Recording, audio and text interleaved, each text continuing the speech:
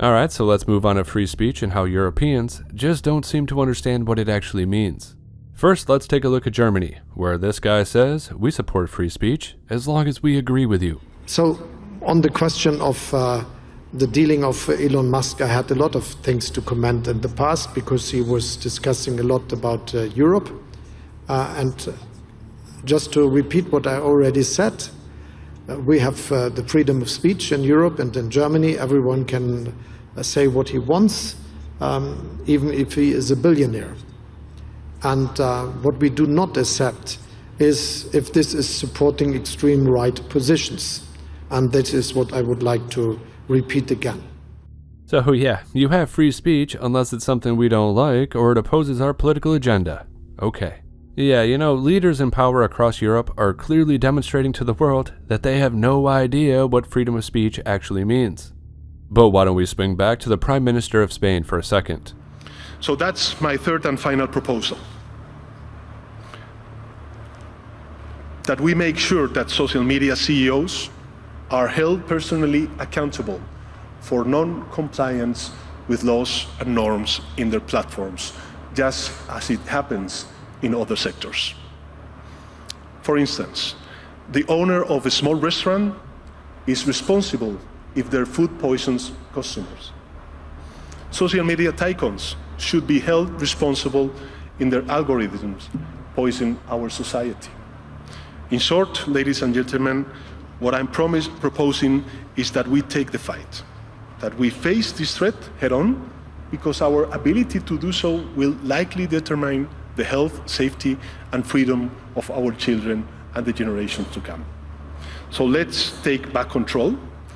Let's return digital platforms to their original purpose and transform them into safe and fair spaces for conversation. And let's stop those who want to turn them into a weapon for dismantling our democracies. In a nutshell, let's make social media great again.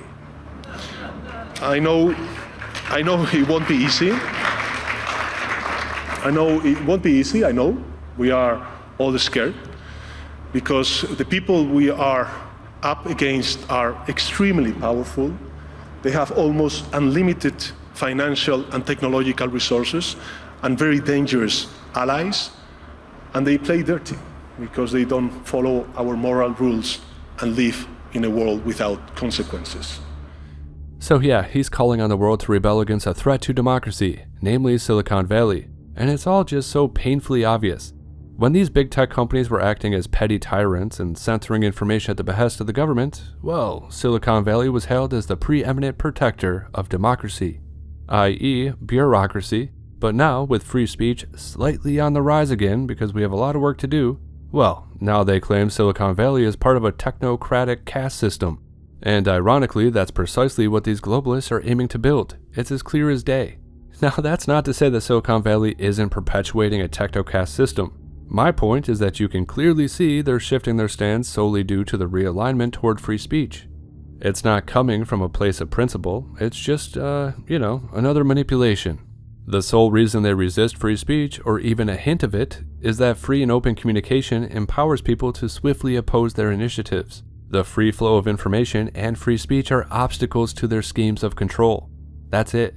So, in an effort to convince the gullible that speech is dangerous, they've been placing misinformation near the top of the global risk report, and this has been the case for many years. Yes, according to these people, the most threatening thing in the entire world is speech. Yeah, quite frankly, it's unbelievable.